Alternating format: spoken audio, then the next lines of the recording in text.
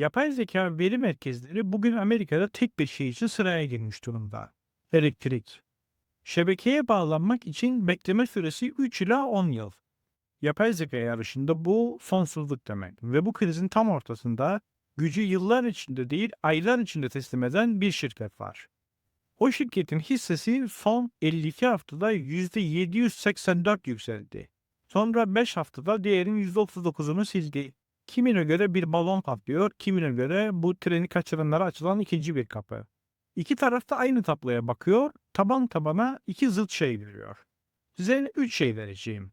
Bu şirketin arkasına dizilen 25 milyar dolarlık sermayenin hikayesini, 60 saat sonra açıklanacak ve bu tartışmayı bitirebilecek o raporu, 2027 için net bir fiyat hedefini, fırsat mı tuzak mı sorusunun cevabını ise bu videonun sonunda kendi tezinizde siz vereceksiniz. Alın veya almayın demek benim işim değil. Masaya tezi, riskleri, kendi hedefimi koyarım. Gerisi sizin kararınız. Şirketin adı Bloom Energy. Önce krizin kendisini anlayalım. Çünkü şirketin değeri bu krizin büyüklüğünde saklı. Yapay zeka modelleri devasa veri merkezleri eğitiyor ve bu tesisler küçük bir şehir kadar elektrik tüketiyor. Sorun şu, Amerikan elektrik şebekesi bu talebe hazır değil. Yeni bir veri merkezinin şebekeye bağlanması 3 ila 10 yıl sürebiliyor. Ama yapay zeka şirketleri için her ay gecikme, rakibe kaptırılan pazar ve buharlaşan gelir demek. Kimse bekleyemez ve bekleyemeyen müşteri hızlı bir çözüm için her zaman iyi para öder. Peki beklemeyen ne yapar? Elektriği şebekeden almaktan vazgeçer ve kendi sahasında üretir. Sektör buna behind the meter yani yerinde üretim diyor. Saygın Araştırma Kuruluşu Semi Analysis'in öngörüsü şu: 2028'den itibaren Amerika'daki yeni veri merkezlerinin yarısından fazlası gücünü bu yöntemle sağlayacak. Buraya dikkat edin. Bu bir niş çözümün değil, yeni bir standardın doğuşu. Ve şimdi size bu standardın kapısında 25 yıldır bekleyen şirketi anlatacağım. Çünkü bu hikaye bir teknoloji şirketinden çok bir sabır destanına benziyor. Şirketin kurucusu K.R. Sridhar, NASA'nın Mars programında çalışmış bir bilim insanı.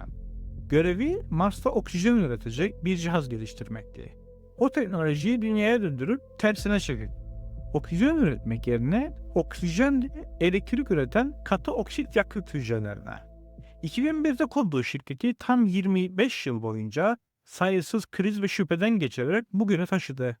Ve zamanlamanın cilvesine bakın ki şirket tarihinde ilk kez kâra geçtiği anda kapıyı yapay zeka dalgası çaldı. 25 yıllık sabır tam da bu anda sahneye çıktı. Peki bu şirketi rakiplerine ayıran ne?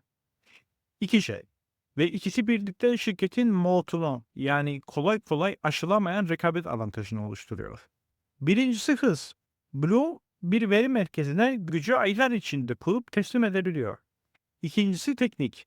Bloom'un hücreleri doğal olarak 800 volt doğru akım üretiyor. Veri merkezlerinin tam da istediği formatta. Bu sektörde başka kimsede olmayan bir özellik ve müşteriye pahalı dönüşüm katmanlarından verim kayıtlarına kurtarıyor. Üstelik hücreler doğal gazla da biyogazla da çalışabiliyor. Yani şirketin kaderi yıllardır ertelenen hidrojen hayaline bağlı değil. Hız kazandırır, format kazandırır, esneklik kazandırır. Bu üçü aynı anda başka bir kapıda yok. Hikaye güzel ama bu kanalda hikayeler değil tablolar konuşuyor. 2022'de bu şirket yılda 152 milyon dolar faaliyet zararı yazıyordu. Serbest nakit akışı eksi 308 milyondu. Son 12 aya bakın. Faaliyet karı artı 164 milyon dolar. Serbest nakit akışı 229 milyon dolar. Gelir aynı dönemde 1,2 milyar dolardan yaklaşık 2,4 milyar dolar iki katına çıktı. Zarar eden bir kurum gözlerimizin önünde nakit üreten bir işletmeye dönüştü. Benim radarımda aradığım desen tam olarak budur. Kağıt üstünde vaat değil tabloya işlenmiş dönüşüm. Ve bu dönüşüm yavaşlamıyor. Tam tersine vites büyütüyor. Bu yılın ilk çeyreğinde gelir %130 artarak 751 milyon dolara ulaştı. Ürün geliri tek başına %208 büyüdü. Düzeltilmiş hisse başı kar 44 sent geldi. Piyasa beklentisi 12 sentti. Yani beklentinin yaklaşık 3,5 katı. Şirket tarihinde ilk kez mevsimsel olarak en zayıf çeyrek olan ilk çeyrekte pozitif serbest nakit akışı üretti. Ve yönetim bunun üzerine tüm yıl beklentisini yükseltti. 3,4 ila 3,8 milyar dolar gelir Yaklaşık %80 büyüme. Bu tablo tezimin ikinci bacağı, üst üste koyarak gelen bir nakit ve büyüme çizgisi. Ama size bu kanalın kuralları gereği dürüstçe bir not düşeyim. Geçen yıl son çeyreğindeki 395 milyon dolarlık nakit akışının önemli bir kısmı müşterilerin yaptığı ön ödemelerden geliyordu. Yani tek seferlik bir şişkinlikti. Bu yılın ilk çeyreğindeki 47 milyon normalize gerçekliğe daha yakın. Ben manşetteki en parlak sayıya değil, çizginin yönüne bakarım. Yön yukarı ama bu ayrımı bilmeden bu hisseye bakan tabloyu olduğundan güçlü okur. Şimdi gelelim tezimin birinci bacağına. Masaya konan gerçek paraya. Sadece son 4 ayda olanları sıralıyorum. Nisan'da Oracle sipariş kapasitesini 1,2'den 2,8 gigawata çıkarttı. 2 katından fazla. 30 Haziran'da dünyanın en büyük altyapı yatırımcılarından Brookfield, Bloom'la olan ortaklığını 5 kat büyüterek 25 milyar dolara taşıdı. Ve 16 Temmuz'da Oaktree liderliğindeki bir grup, Nebius'un altyapısını Bloom'un hücreleriyle kurmak için 1,7 milyar dolarlık tahvil etti. Bunların hiçbirisi niyet mektubu değil, imzalı sermaye taahhütleri. Buraya dikkat edin.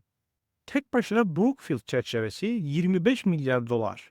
Bu şirketin tüm piyasa değerinin 1/4'ünden fazlasına denk geliyor. Ve bu ayrım önemli. Bu para Bloom'a verilmiş bir çek değil. Bloom'un müşterilerinin önündeki en büyük engeli, finansman engeli kaldıran bir mekanizma. Bir anlaşma şans olabilir ama Oracle, Brookfield, Oaktree gibi birbirinden bağımsız 4 dev aynı çeyrekte aynı kapıya sermaye taşıyorsa bu artık talep tahmini değil, talebin kendisidir. Dürüstlük payı da diyelim, aynı dönemde rakipler de boş durmuyor. Siemens ve ECL cephesinde de anlaşmalar var, pazar büyüyor ve büyüyen pazar rakip de çeker. Ama mevcut ölçekte lider belli. Peki her şey bu kadar güzelse hisse neden 5 haftada %39 düştü? İşte şimdi madalyonun öteki yüzüne bakıyoruz. Önce fiyat gerçeğiyle yüzleşelim. Bu hissenin ileriye dönük fiyat kazancı yani PE oranı hangi tahmin setine baktığınıza göre 47 ile 100 kadar arasında değişiyor. Kaynaklar ayrışıyor. O yüzden size tık bir sayıyı kesin gerçekmiş gibi vermeyeceğim. Ama hepsinin ortak mesajı aynı. Sektör ortalaması 21 katken bu çarpan yılların kusursuz icrasını şimdiden fiyatlıyor. Büyümeye göre düzeltince tablo yumuşuyor. PEG oranı 1 civarı ki %80 büyüyen bir şirket için makul.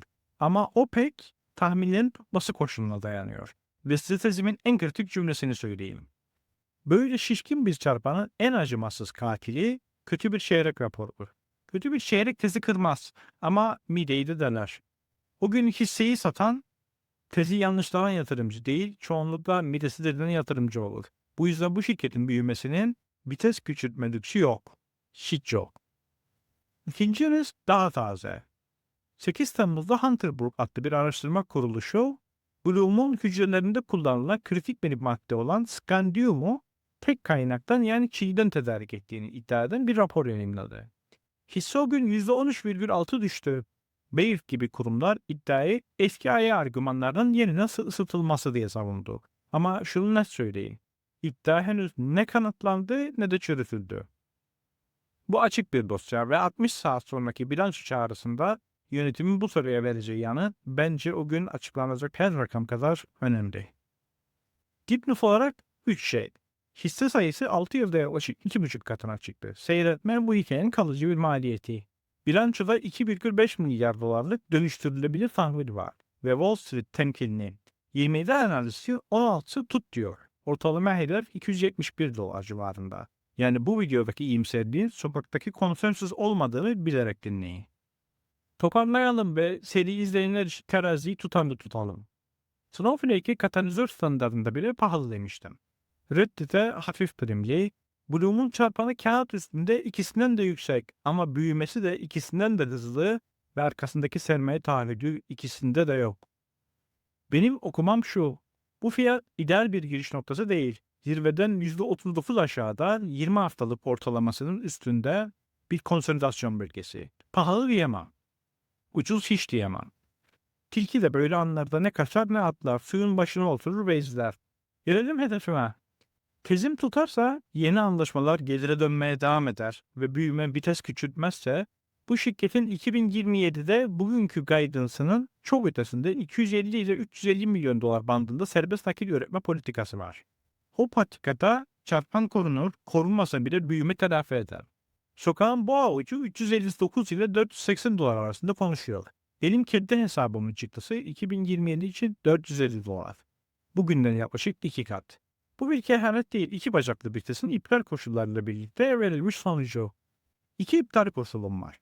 İkisini de tarif ettim zaten. Bir, büyüme vites küçültürse 2027 patikasında %70'in altına sarkan bir büyüme ya da geri çekilen bir guidance görürsem hedef masadan kalkar.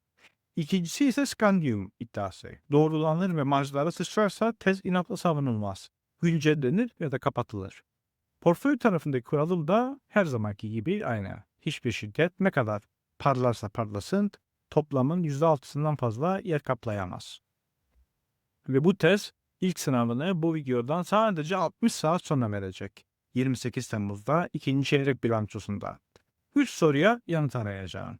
1. Yönetim yılın beklentisi bir kez daha yukarı çekti mi? 2. Scandium dosyasında ikna edici bir yanıt verildi mi? 3.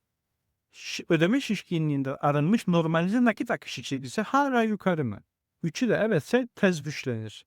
İkisi bile boş kalırsa az önce koyduğu iptal koşulları nereye girer? Benim için önemli olan bugün ekrandaki fiyat değil bu üç sorunun cevabı olacak. Toparlayacak olursak Bloom Energy Mars için geliştirilen bir teknolojiyi 25 yıl sabırla taşıyıp tam yapay zekanın elektrik krizinde kâra geçiren bir şirket. Tezin iki bacağı var. 25 milyar dolara uzanan sermaye tahrikleri ve üst üste koyarak gelen büyüyen nakit çizgisi. Riski azdan net, kusursuzluk fiyatlayan bir çarpan ve cevabını 28 Temmuz'da alacağımız açık soru var. Hedefim 2027 için 450 dolar. İptal koşullarım ekranda. Bilanço açıklandığında bu üç soruyu aynı masada yeniden açacağım. Kaçırmak istemiyorsanız aboneliği şimdiden ayarlayın. Bu Katalizör Arif serisinin 4. bölümüydü. Reddit analizini henüz izlemediyseniz açıklamalarda bulabilirsiniz. Gelecek pazara kadar kendinize iyi bakın, hoşça kalın.